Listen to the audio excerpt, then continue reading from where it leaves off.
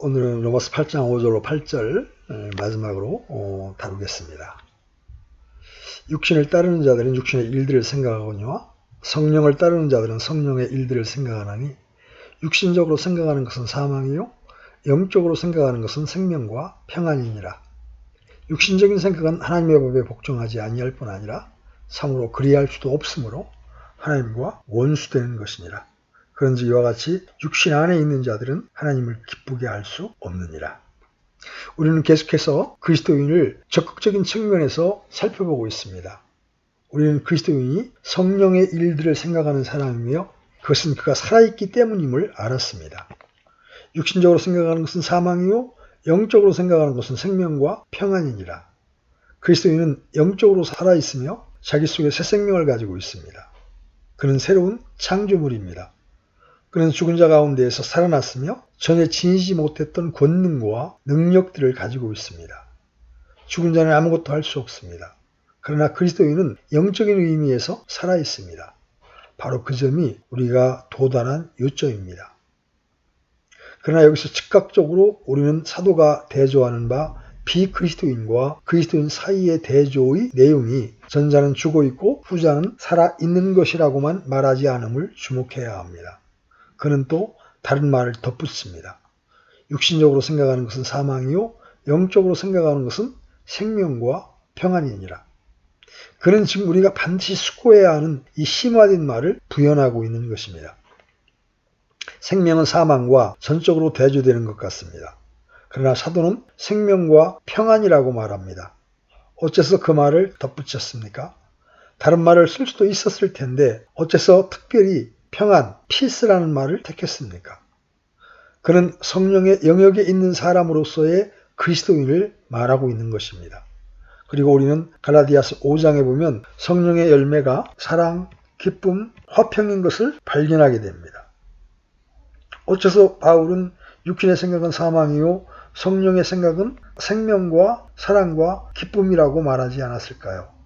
어째서 평안 대신 사랑, 기쁨을 말하지 않았을까요? 그 질문에 대한 합당한 대답은 오직 하나뿐인 것 같습니다. 사도는 율법의 요구가 육신을 따르지 않고 성령을 따라 행하는 우리 속에서 어떻게 이루어질 수 있는가를 보여주고 싶어 견딜 수 없었던 것입니다. 율법의 요구를 이루는 데는 몇 가지 장애 요소들이 있습니다. 그는 육신을 따라 행하는 자에 대한 묘사에서 그 장애들이 무엇인지를 말해주고 있었습니다. 그는 육신의 일을 생각하며 그는 영적으로 죽어 있습니다. 또한 그는 하나님께 원수되어 있습니다. 그는 하나님의 법에 굴복치 아니할 뿐 아니라 할 수도 없습니다. 그래서 그는 하나님을 기쁘시게 할 수도 없습니다. 그러므로 그에게 율법의 요구가 이루어지는 일은 불가능합니다. 그러나 반면 지금 우리에게서는 율법의 요구가 이루어질 수 있다고 말하고 있습니다. 어떻게? 그리고 어째서 그러합니까? 우리가 이 평안이라는 말을 고찰해 보면 이 특별한 질문에 대한 대답을 발견하게 됩니다. 여러분은 여기서 어떤 특이한 것을 눈치채셨습니까? 5절에서 사도는 두 가지 면, 즉 소극적인 면과 적극적인 측면을 제시하고 있습니다. 육신을 따라 행하는 자들은 육신의 일을 생각하고 성령을 따라 행하는 자들은 영의 일을 생각하나니 육신의 생각은 사망이요. 이건 소극적이고 부정적인 면이죠. 영적인 생각은 생명과 평안이니라. 이 적극적인 면입니다. 그러나 7절과 8절에서는 단지 부정적이고 소극적인 측면만을 말하고 적극적이고 긍정적인 측면은 빠뜨립니다. 7절은 이렇습니다. 육신적인 생각은 하나님의 법에 복종하지 아니할 뿐 아니라 참으로 그리할 수도 없으므로 하나님과 원수되는 것이니라. 여러분은 그가 영적인 생각은 하나님의 법에 굴복할 수 있다는 말을 덧붙이기를 기대할지도 모릅니다. 그러나 사도는 그렇게 하지 않았습니다. 그런 다음에 그는 8절에서 이렇게 말합니다. 그런즉 이와 같이 육신 안에 있는 자들은 하나님을 기쁘게 할 수 없느니라. 아마 여러분은 사도가 그러나 성령 안에 있는 자들은 하나님을 기쁘시게 할 수 있느니라고 덧붙일 것을 기대할지도 모릅니다. 그러나 사도는 그렇게 하지 않았습니다. 왜 그렇게 하지 않았습니까? 제 견해로는 평안이라는 말 속에 언급되었던 모든 것이 담겨 있기 때문입니다. 그리고 그는 평안이라는 말이 우리에게 완벽한 대조를 제공하기 때문에 여기서 평안이라는 말을 놓고 있습니다. 즉 그 말은 7, 8절에서 사실상 진술되지 않은 적극적이고 긍정적인 면들을 공급하고 있습니다. 그러므로 우리는 평안이라는 말의 내용을 고찰함으로써 자연적으로 6절뿐 아니라 7, 8절에 대한 우리의 설명을 완성하게 될 것입니다. 그 말이 이미 진술되었기 때문에 7, 8절에 있는 적극적이고 긍정적인 측면을 쓸 필요가 없었던 것입니다. 또한 사도가 평안이라는 이 특이한 말을 선택하게 된 또 하나의 이유가 분명히 있습니다. 사도가 이신 칭의의 차원에서 모든 것을 생각할 때마다 그의 마음에 첫 번째로 떠오르는 것은 평안입니다. 우리는 이미 5장 초두에서 그 점을 대한 적이 있습니다. 그러므로 우리가 믿음으로 의롭게 되어 우리 주 예수 그리스도를 통해 하나님과의 화평을 누리는도다. 그리고 우리는 또한 14장에서 그가 17절에서 정확히 같은 것을 말하는 것을 발견하게 될 것입니다. 하나님의 왕국은 먹는 것과 마시는 것이 아니요 오직 성령님 안에서 의와 화평과 기쁨이니라. 의와 화평은 함께 갑니다. 화평은 우리 주 예수 그리스도 안에 있는 하나님으로부터 온 의의 결과로 체험되는 첫째 되는 것입니다. 그러므로 분명히 신약에 있어서나 사도의 교훈에 있어서 특별히 이 시점에 있어서 이 평안이라는 말은 열쇠가 되는 말입니다. 그러나 우리가 기억해야 할 또 하나의 요점이 있습니다. 평안이라는 말에 대해서 발견하는 바는 다시 한번 그리스도의 백성들로서 우리 자신이나 우리의 상태나 조건을 점검하는 철저한 방편이 된다는 것입니다. 영의 생각은 생명과 평안이라. 하나님과 화평을 누린다는 구절 내용은 무엇입니까? 율법의 요구는 하나님과 화평하지 못한 사람이라면 누구에게든지 이루어질 수 없습니다. 사도는 이 불신자의 진상을 말해주었습니다. 우리는 7절에서 그것을 발견합니다. 불신자는 영적으로 죽었을 뿐 아니라 동시에 하나님과 원수되어 있으며 하나님에 관한 그의 모든 이해가 아주 그릇되어 있습니다. 그는 하나님을 원수로 생각합니다. 하나님은 그가 미워하는 자입니다. 하나님을 믿는다고 말로는 할 수 있으나 성경에 의하면 그는 하나님을 미워하고 있는 것입니다. 그는 하나님이 자기를 원수시하고 있다고 느낍니다. 그는 하나님이 안 계셨으면 좋겠다고 생각합니다. 분명히 그러한 사람은 하나님을 기쁘시게 할 수 없으며 그 사람 안에서 성취되는 하나님의 율법의 요구도 이루어드릴 수 없습니다. 불신자에 관한 두 번째 진리는 하나님의 법에 굴복하지 않는다는 것입니다. 그는 하나님의 법을 미워합니다. 오늘날 세상이 그 점을 드러내고 있습니다. 세상은 법에 대한 관념 자체를 미워합니다. 그는 훈육을 혐오합니다. 그러나 세상이 자유라고 규정짓는 것은 방종에 지나지 않습니다. 인간은 본질상 죄 가운데 있는 자인데 그는 스스로 법이 되기를 바라며 자기 멋대로 하고 싶어 합니다. 그리고 자기를 기쁘게 하기를 원하며 자기가 순간적으로 내키는 대로 좋은 것을 취합니다. 그리고 법이나 훈계나 정부나 질서에 대한 모든 생각에 반대합니다. 자연인은 언제든지 영적인 무정부주의자입니다. 현대세계에서 그렇게 점점 더 자명해지는 것은 아무것도 없는데 하나님과 종교로부터 멀어져감에 따라 삶의 모든 영역에 혼돈과 무법과 무질서가 오게 되고 그리고 무서운 혼란과 혼돈에 빠져들고야 맙니다. 불신자는 하나님의 법에 굴복하지 않습니다. 실로 우리는 불신자에 대해서 더한 말을 듣게 됩니다. 그는 하나님의 법에 복종할 수조차 없다는 것입니다. 할 수도 없습니다. 그가 그런 사람이기 때문에 그 안에 있는 악한 자 때문에 그 속에 있는 부패와 죄의 권능 때문에 그는 심지어 하나님의 법에 복종하고 싶은 욕망을 가질 수조차 없습니다. 반면에 그리스도인은 생명과 평안을 가지고 있으며 근본적으로 하나님과 화평을 누리는 사람입니다. 여기서 사도가 진정으로 하나님을 아는 지식에 이른 사람의 모습을 그리고 있습니다. 그리스도인에 대한 첫 번째 진상은 그가 하나님에 관한 참된 개념을 가진 사람이라는 것입니다. 설교에 있어서 첫 번째 요구는 언제나 회개의 요구여야 합니다. 침례인 요한의 메시지도 그랬고 우리 주님의 첫 번째 부르심도 그러하였습니다. 회개는 선지자들의 설교에 있어서 중추를 이루었습니다. 회개는 여러분이 하나님과 자신과 이웃과의 관계를 다시 생각하는 것을 의미합니다. 그러나 첫 번째 요청은 하나님을 다시 생각하는 것입니다. 무엇보다도 가장 악한 죄는 하나님에 관한 거짓된 생각을 가지는 것인데 자연인이 그처럼 무서운 죄를 범하는 것도 없습니다. 그러나 그리스도인은 하나님을 보고 알게 된 사람입니다. 하나님을 하나님답게 알고 자신을 계시하신 대로 하나님을 알게 됩니다. 그 결과 그는 하나님을 사랑합니다.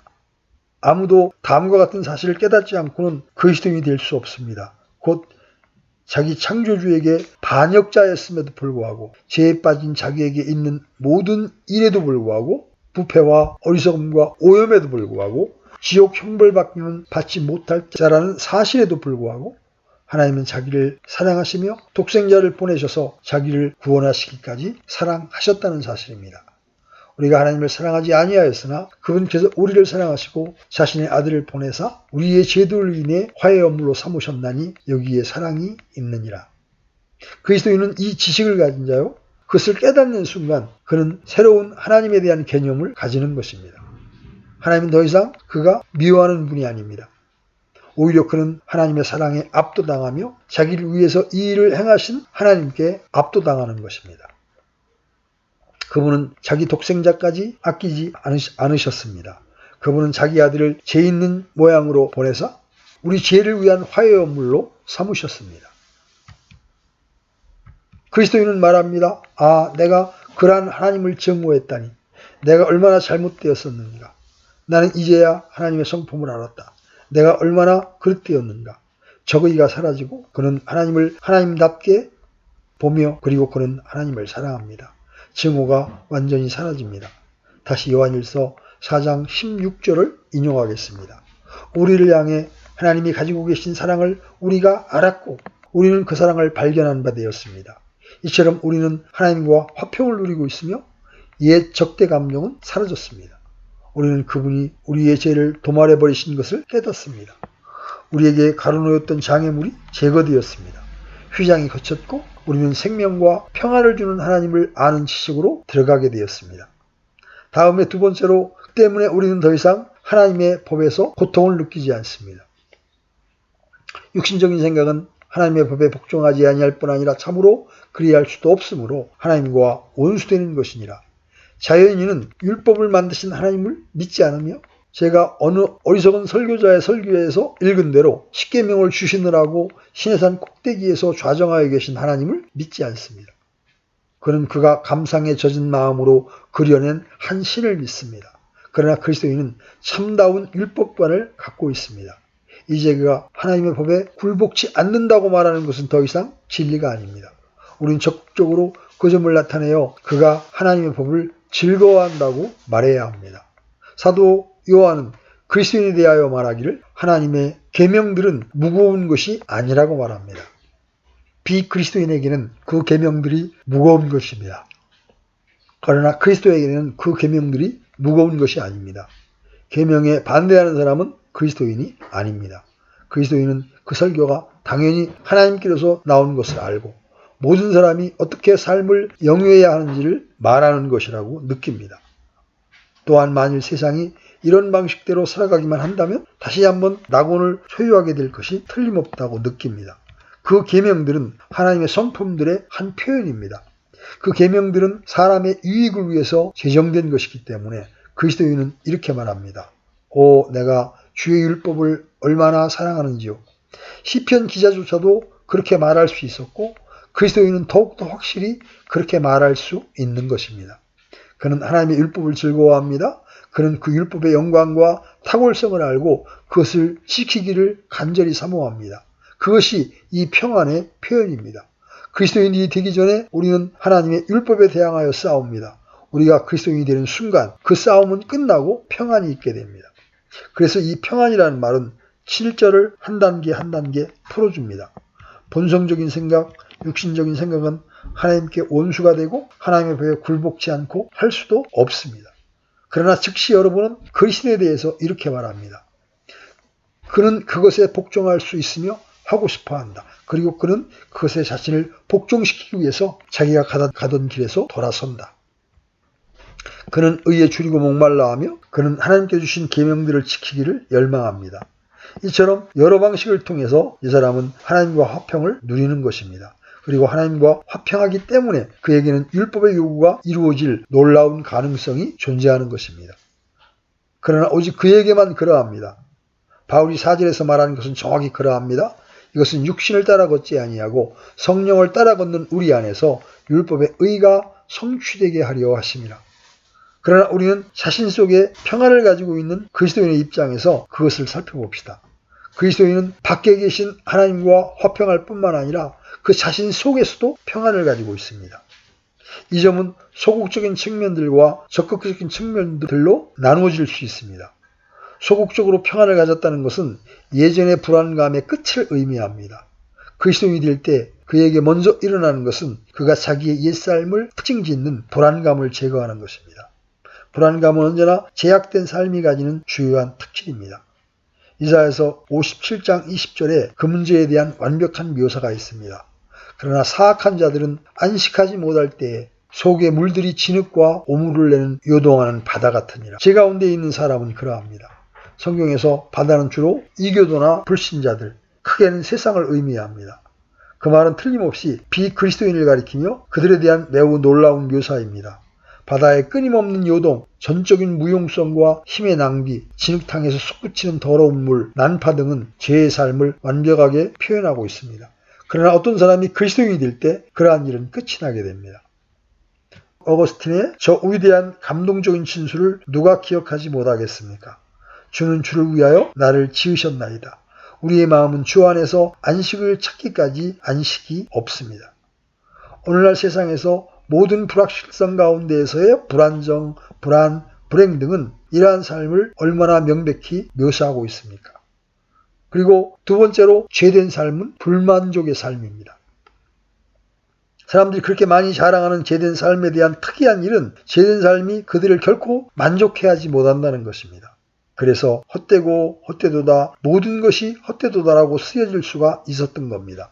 그리스도 밖에 있는 사람들의 삶은 결코 그들에게 만족을 줄 수 없습니다. 그들은 삶을 위해서 수많은 돈을 씁니다만 헛된 일입니다. 즉 그 삶은 우리에게 주는 것 대신에 우리를 자극해서 우리로부터 무엇인가를 약탈해 가기 때문입니다.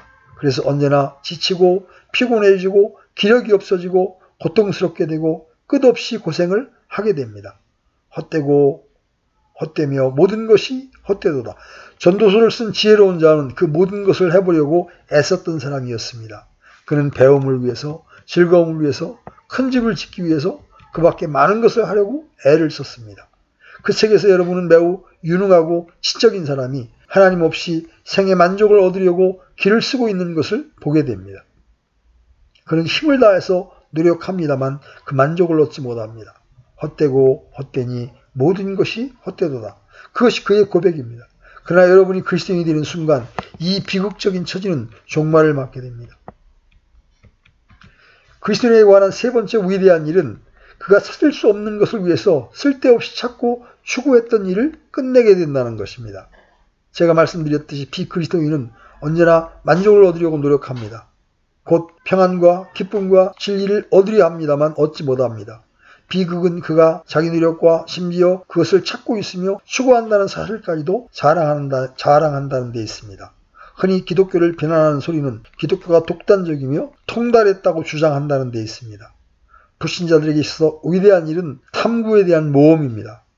그러니 그 얼마나 슬픈 상황입니까? 언제나 찾으나 결코 얻지 못하고 희망은 언제까지나 진실로 도달하지를 못합니다. 언제나 여정을 계속하지만 그 여정은 끝이 없습니다. 그러나 이제 우리는 우리의 주제에 대한 적극적인 측면을 살펴보기로 합시다. 그리스도인은 절대적으로 다릅니다. 그는 생명과 평안을 가진 사람입니다. 그는 진리 안에서 안식을 느낍니다. 그것이 그리스도인의 위치에 대한 영광스러운 국면들 가운데 하나입니다. 그리스도인은 통달한 사람입니다. 진정한 설교자는 강단에서 진리를 찾으려 하지 않습니다. 그가 거기 있는 것과 그가 그것을 찾았기 때문입니다. 소경이 소경을 인도할 수 있습니까? 물론 그럴 수 없습니다. 우리 주님의 말씀입니다. 그들은 모두 구덩이에 빠지게 될 것입니다. 그리스도인은 진리를 찾고 있는 사람이 아닙니다. 그는 진리를 찾은 사람이요 그것에 의하여 발견된 사람입니다. 저는 그 문제가 어떤 방식으로 표현되든지 관계치 않습니다. 문제는 그가 그것을 발견했다는 것입니다. 이 결과에 대한 위대한 진술이 고린도전서 2장에서 발견됩니다. 그러나 하나님께서 자신의 영으로 우리에게 그것들을 제시하셨으니 성령께서는 참으로 모든 것, 하나님의 깊은 것들을 살피시니라.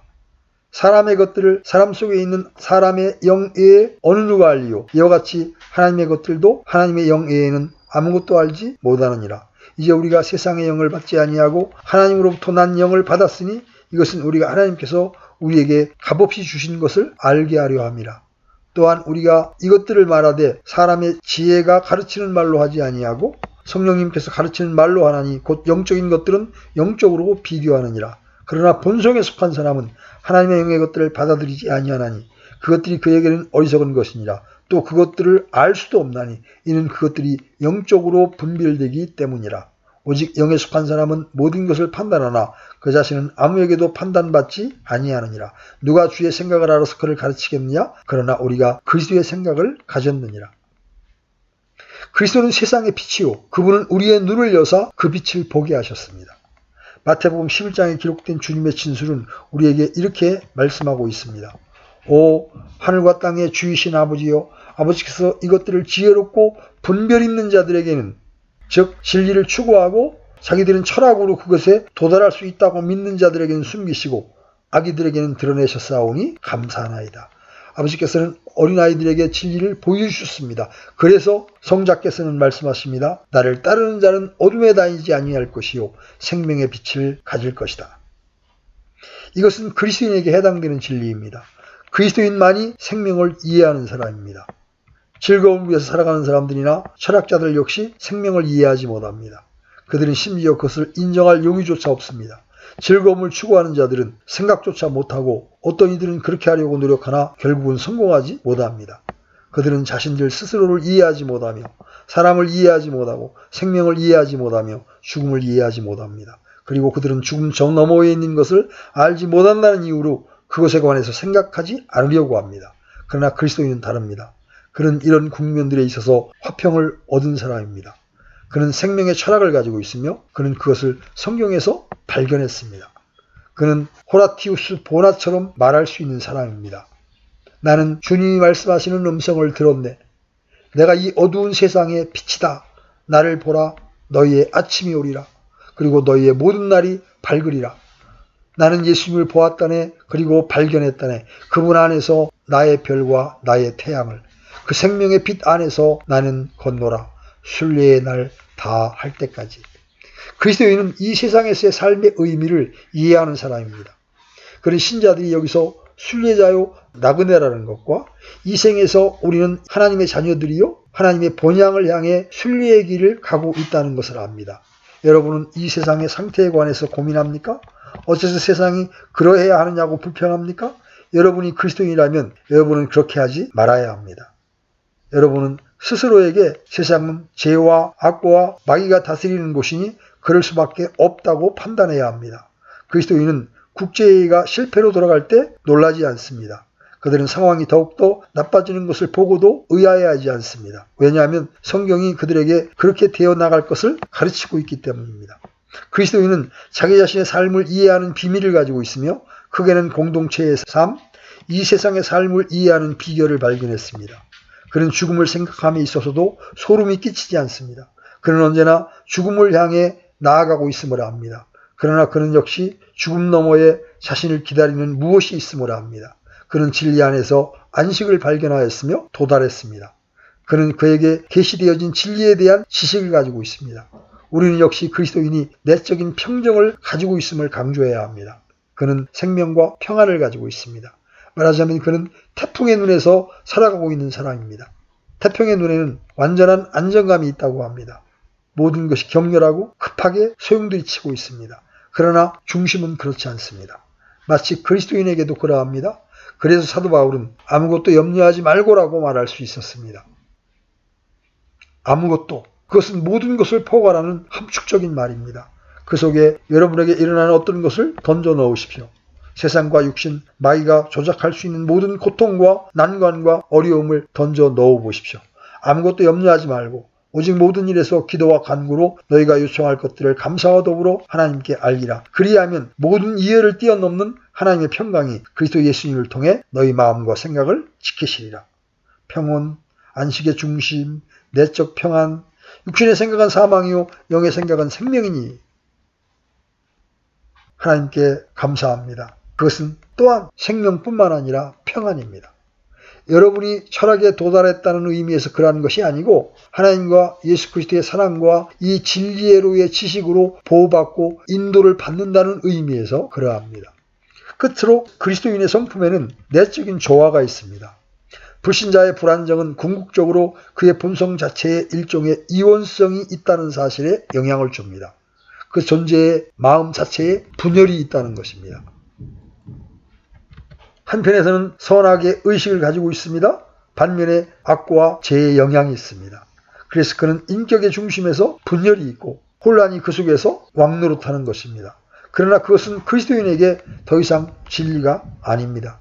이것은 그리스도인이 완전하다는 의미일까요? 천만에요. 그러나 나는 이 이중적인 인격이 그리스도인에게 계속되지 않는다고 역설합니다. 바울은 로마서 7장 24절에서 오라 나는 비참한 사람이오다 이 사망의 몸에서 누가 나를 건져내랴 이렇게 마치 분열이 계속되는 것처럼 말을 했습니다. 그러나 곧바로 예수 그리스도 우리 주를 통하여 내가 하나님께 감사하노라 그런즉 이와 같이 내 자신이 생각으로는 하나님의 법을 섬기되 육신으로는 죄의 법을 섬기노라. 그리스도인은 오라 나는 비참한 사람이라는 이 탄식을 지속적으로 갖지 않는다는 것입니다.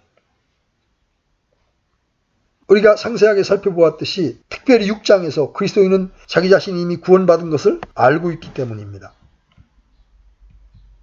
여러분은 그러나 그가 여전히 죄와 싸우고 있지 않습니까? 라고 말할 것입니다. 물론 그렇습니다. 죄는 여전히 그의 죽을 몸에 그의 육신에 남아 있습니다.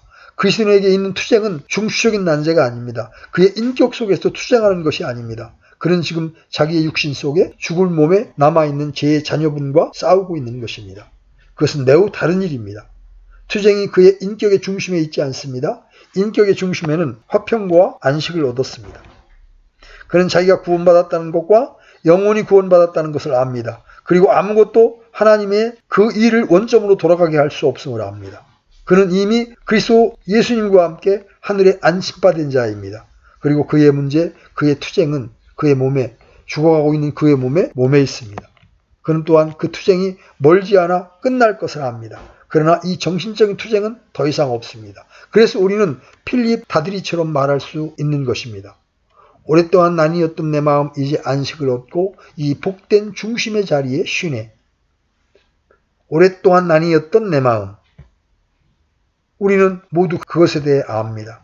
그러나 만일 여러분이 그리스도인이라면 여러분의 마음은 더 이상 나뉘어 있지 않습니다. 만일 여러분이 그리스도인이라면 여러분의 마음은 하나요. 그것은 그리스도에 의해서 얻어진 것입니다. 만일 여러분이 죄에 떨어진다 할지라도 그것이 여러분의 마음이 나뉘게 되었다는 것을 의미하지 않습니다.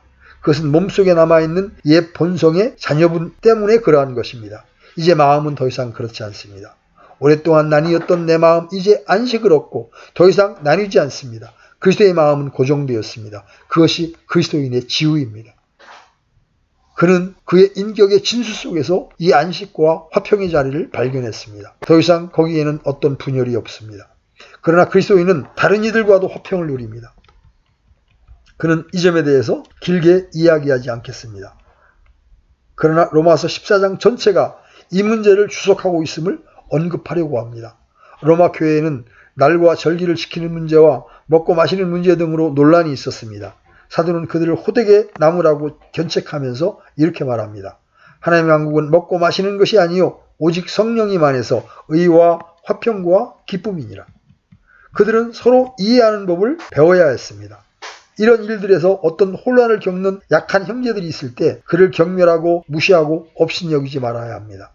대신 동료 그리스도인들이 그를 불쌍히 여기며 그를 도와주어야 합니다. 서로 짐을 지라 이로써 그리스도의 법을 이루느니라. 믿음이 연약한 자는 서로 받되 그의 의심하는 바를 비판하지 말아야 합니다.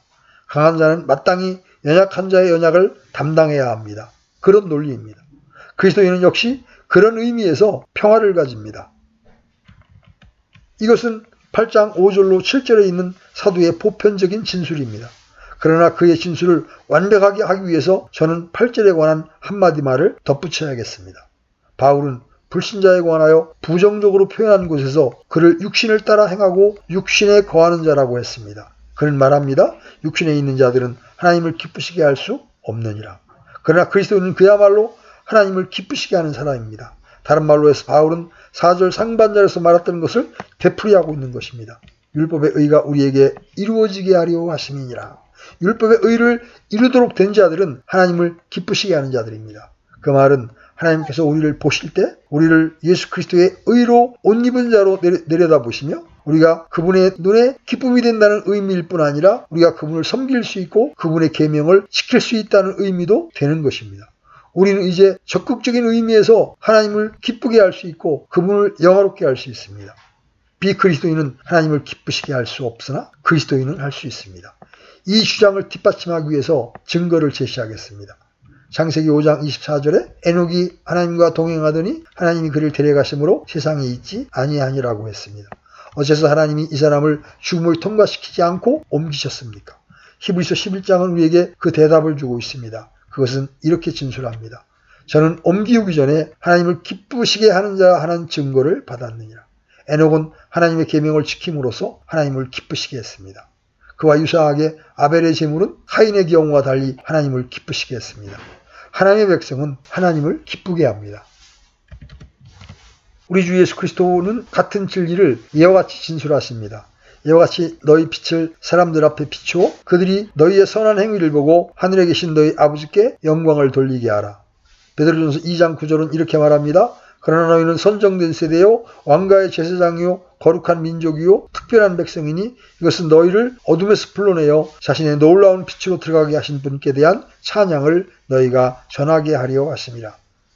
그리스도인은 의롭다 하는 선언을 받은 자일 뿐 아니라 하나님의 찬송을 드러내기 위해서 의도된 사람이요 그의 생활을 통해서 사람들에게 하나님의 칭송을 나타내며 증명하는 자입니다. 베드로는 베드로전서 2장 11절로 12절에서 우리에게 그리스도인이 어떻게 해야 되는가를 말해줍니다. 극진히 사랑하는 자들아 나그네와 순례자인 너희에게 간청하노니 혼을 대적하여 싸우는 육체의 정욕들을 삼가라. 이방인들 가운데에서 너희의 행실을 정직하게 하라. 이것은 그들이 너희더러 악을 행하는 자라고 비방하다가도 자기들이 바라볼 너희의 선한 행위들로 인해 돌아보는 그날에 하나님께 영광을 돌리게 하려 함이라. 하나님은 그런 식으로 살아가는 사람들을 기뻐하십니다. 또한 히브리서 11장 16절도 숙고해 보십시오. 히브리서 기자는 아브라함과 다른 신앙의 영웅들에 대해 묘사하는데 그들은 하나님의 명령을 따라 자기의 고향, 친척, 아비집을 모두 떠났던 사람들입니다. 그들은 갈 바를 알지 못하고 간 아브라함처럼 행한 자들입니다. 그리고 히브리서 기자는 하나님의 명령과 권고에 주목할 만하게 순종한 이 사람들에 관해서 말합니다. 이제는 그들이 더 좋은 본향을 사모하니 곧 하늘의 본향이라.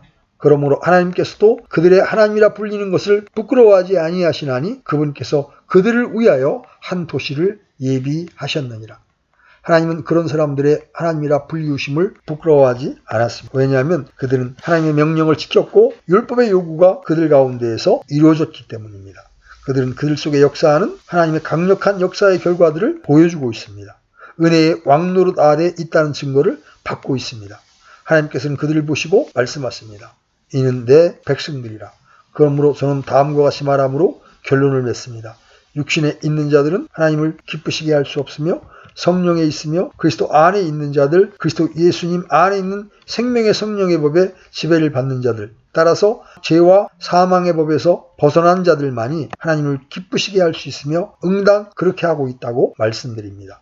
율법이 그들로 하여금 하게 할 수 없었던 것, 즉 율법의 요구가 그들에게 이루어졌음을 보여줄 수 없었던 것을 그리스도 예수님 안에 있는 생명의 성령의 법이 하고 있습니다. 그리스도인은 의롭다함을 받은 사람이며 거룩해져 가고 있는 사람입니다. 그는 궁극적인 의미에서 그리스도 예수님 안에서 이미 성화되었습니다. 그러나 그는 점진적으로 점점 더 체험을 통해서 거룩해져 가고 있습니다. 그는 끝내 완전히 거룩해질 것입니다. 그는 흠이나 책망할 것이 없게 될 것입니다. 그는 점도 티도 주름 잡힌 것이나 그러한 것들이 없게 될 것입니다. 그는 하나님 앞에 서서 거룩하고 책망할 것이 없을 것입니다.